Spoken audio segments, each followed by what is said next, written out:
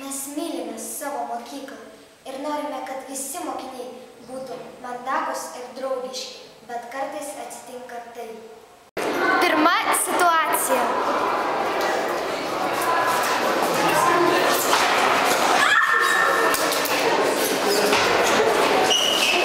Stop! O turi būti taip. Nedaryk draugo tai, kad tau tai neatsitiktų.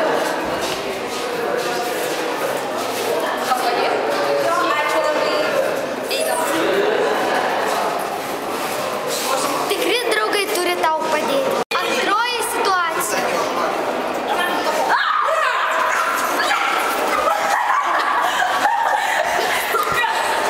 To neturi būti. Trečia situacija.